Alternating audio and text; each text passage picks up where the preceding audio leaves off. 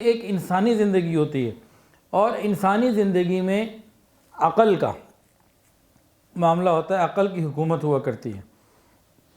یہاں انسان کی عقل پختہ ہو جاتی ہے تو انسان اس اعتبار سے زندگی گزارتا ہے۔ تو پہلی زندگی تھی حیوانی زندگی، دوسری زندگی ہے انسانی زندگی، جس میں انسان چاہتا ہے کہ میں دوسروں کے ساتھ مل جل کر رہوں۔ یہ انسانی زندگی حیوانی زندگی سے تو ہزاروں گنا بہتر ہے، لیکن اس زندگی کے اندر بھی انسان کے اندر وہ کمال پیدا نہیں ہوتا کہ جس کو کہہ دیا جائے وَلَقَدْ كَرَّمْنَا بَنِي آدم، کہ ہم نے انسان کو عزت عطا فرمائی۔ وہ کمال نہیں پیدا ہوتا۔ کیوں؟ اس میں اگر انسان کسی کی مدد کرے گا تو چاہے گا میری تعریف کرے، کسی کی خدمت کرے گا تو چاہے گا یہ کہ میں اس وقت تک اس کی خدمت کروں جب تک کہ میری بات مان رہا ہے۔ تو اس انسانی زندگی میں انسان کے اندر تین باتیں پیدا ہوتی ہیں، خود بخود نکل آتی ہیں۔ تین باتیں اس انسانی طرز زندگی میں، تین باتیں۔ نمبر ایک، اپنی تعریف کا پسند ہونا، یہ چاہتا ہے بس لوگ میری تعریف کریں۔ نمبر دو، اپنی خواہشات کا پورا کرنا، اس کا دل کرتا ہے ہر خواہش میری پوری ہو۔ اور نمبر تین، یہ اقتدار چاہتا ہے کہ بس میرا حکم چلے۔ یہ جو دوسری زندگی ہے یہ انسانی زندگی، اس کے اندر کیا ہے؟ زر پرستی اور زن پرستی، دو چیزیں ہیں، زر پرستی اور زن پرستی۔ آج پوری دنیا میں جہاں چاہے دیکھ لیں، جو کچھ ہو رہا ہے اس کے پیچھے یہی ہے۔ تمام محنتوں کا نچوڑ میں دو چیزیں آپ کو ملیں گی۔ بندے کی تمام محنت کا نچوڑ کیا ہے؟ زر پرستی یا زن پرستی۔ زر پرستی سے کیا مراد؟ میرا بینک بیلنس اچھا ہو، میرا اسٹیٹس اچھا ہو، میرے پاس گاڑی اچھی ہو، میرے پاس مکان اچھا ہو۔ یا پھر زن پرستی، عورت پیچھے ہوتی ہے۔ آج کافر کی زندگی کو دیکھ لیجئے، پوری محنت کا نچوڑ یہی دو چیزیں ہیں، زن پرستی اور زر پرستی۔ تو یہ زندگی بھی جس کے اندر عقل کا راج آ گیا، یہ بھی کامل زندگی نہیں، اس کا نچوڑ اور لب لباب زر پرستی اور زن پرستی ہے۔ آج کفار جس زندگی کو بہترین سمجھ رہے ہیں، اس میں ان کی عقل کا جو زندگی کا کمال ہے نا، وہ جمہوریت کے جا پہ مکمل ہو جاتا ہے۔ آج کفار جس زندگی کو سمجھ رہے ہیں کہ یہ بہترین زندگی ہے، کیونکہ وہ عقل کی حکومت چل رہی ہے، تو ان کی عقل ان کو کہاں تک لے گئی کہ جمہوری زندگی اور جمہوریت زندگی کا سب سے بہترین معاملہ ہے۔ یہاں آ کے وہ دھوکے میں آ گئے۔ جب کسی جمہوری حکومت نے جمہوری نظام کے تحت یہ قانون اکثریت رائے سے طے کر لیا کہ مرد سے شادی کر سکتا ہے، تو یہ تو عقل کی زندگی ہے، انسانی زندگی، فطری زندگی تو نہیں ہے۔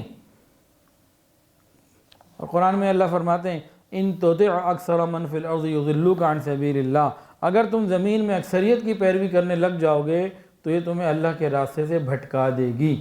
تو جمہوریت کا نتیجہ یہی نکلتا ہے کہ انسان پھر وہ قانون بناتا ہے جو اللہ کے قانون کے خلاف ہوا کرتے ہیں، فطرت کے خلاف ہوتے ہیں۔ اس لیے انسانی زندگی کا سب سے بلند نقطہ جمہوریت پر جا کر ختم ہو جاتا ہے، اور انسانی زندگی میں کسی کی اگر مدد بھی کرتا ہے تو تعریف چاہتا ہے، کسی کی مدد بھی کرتا ہے تو ساتھ چاہتا ہے یہ میری خدمت کریں۔ جیسے بڑی بڑی حکومتیں کسی کو قرضہ بھی دیتی ہیں یا امداد بھی کرتی ہیں تو ٹاپک ہوتا ہے امداد، اصل کے اندر وہ قرضے ہوتے ہیں جو سود کے ساتھ لیے جا رہے ہوتے ہیں واپس۔ تیسری زندگی ہے ایمانی زندگی۔ یہ کیا ہوا کرتی ہے؟ یہ وہ زندگی ہے جس نے انسان کو وَلَقَدْ كَرَّمْنَا بَنِي آدم کا ٹائٹل دیا، اور یہ انسانی زندگی سے بہت اوپر ہے۔ اس طرز زندگی میں انسان کا دل اس کے اوپر حکومت کرتا ہے۔ پہلی زندگی میں نفس تھا، دوسری کے اندر عقل تھی، اور اس میں اس کا دل۔ تو اللہ رب العزت نے دل کو جذبات کا مقام بنایا ہے، اور اسی دل میں اللہ رب العزت کی محبت ہوتی ہے، اللہ رب العزت کی عظمت ہوا کرتی ہے۔ جب انسان یہ طرز زندگی گزارتا ہے تو وَلَقَدْ كَرَّمْنَا بَنِي آدم کا ٹائٹل اس کو دے دیا جاتا ہے، اور یہ فرشتوں سے بھی آگے نکل جاتا ہے۔ کیوں؟ اس لیے کہ جب یہ کسی کی خدمت کرتا ہے تو تعریف کا طلبگار نہیں ہوتا، کسی کے کام کرتا ہے تو اس کو یہ اپنا غلام ماتحت نہیں بنانا چاہتا، یہ اللہ کے حکم کو پورا کرنا چاہتا ہے، اپنی حکومت نہیں چاہتا۔ یہ چیز اس کو بدل دیتی ہیں۔ یا قوم لا اسألکم علیہ اجرا، انبیاء نے یہی تو کہا، اے میری قوم میں تم سے کوئی بدلہ نہیں لینا چاہتا، میں تو اللہ کے لیے کرنا چاہتا ہوں۔ تو اس طرز زندگی میں انسان کا قلب اس کے اوپر حاکم ہوا کرتا ہے، اور اس قلب کی صلاحیتیں پھر باہر آتی ہیں۔ پھر انسان کی زندگی کا مقصد ایک، میرا اللہ راضی ہو جائے۔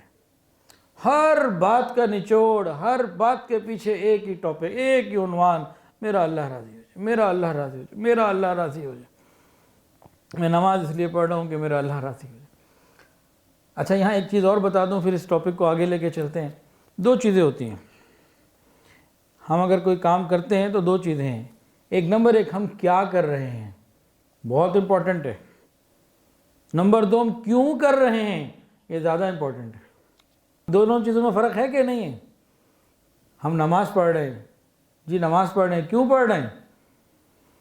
تو جب انسان ایمانی زندگی پر آتا ہے تو اس کی زندگی کا یہ کیوں ٹھیک ہو جاتا ہے۔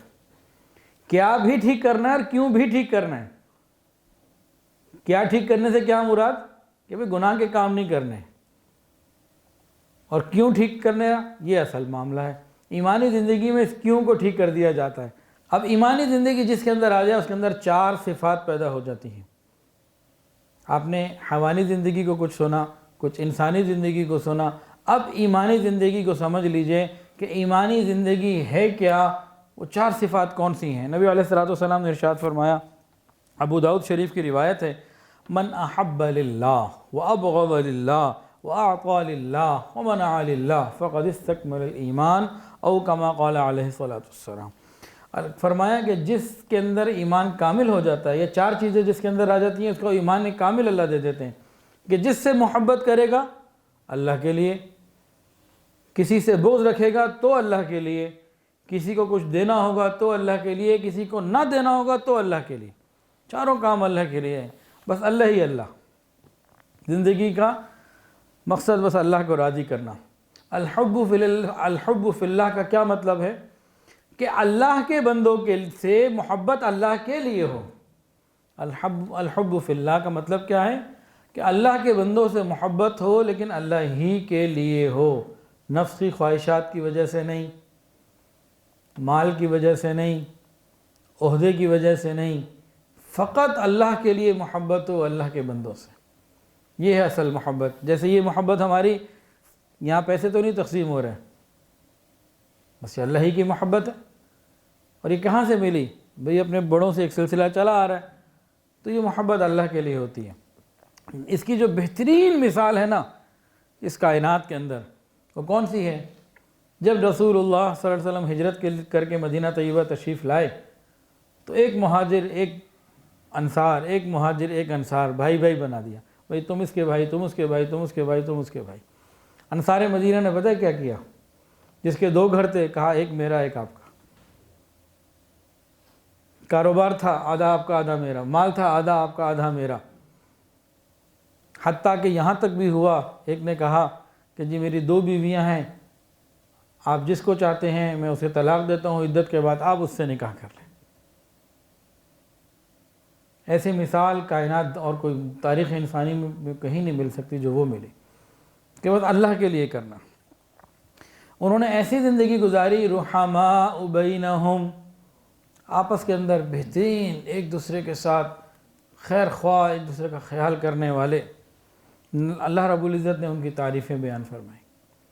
جب یہ ایمانی زندگی آ جاتی ہے مسئلہ ہی بدل جاتا ہے، تو محبت اللہ کے لیے ہونا، ہر چیز کا تعلق اللہ کے ساتھ ہو جاتا ہے۔ انما الاعمال بالنیات۔ کوئی انسان شربت پی رہا ہے، حلال ہے، وہ یہ نیت کر لے کہ نہیں میں تو شراب کو انجوائے کر رہا ہوں، علماء نے لکھا ہے اس کو شراب پینے کا گناہ ہوگا، یہ سیب کا شربت رہا ہے۔ کوئی خاوند اپنی بیوی کے ساتھ ملاقات کرے اور اس میں سوچے کہ کسی میں غیر محرم کے ساتھ انجوائے کر رہا ہوں، اس کو اپنے گھر میں اپنی بیوی کے ساتھ رہتے ہوئے زنا کا گناہ مل رہا ہوگا۔ انما الاعمال بالنیات۔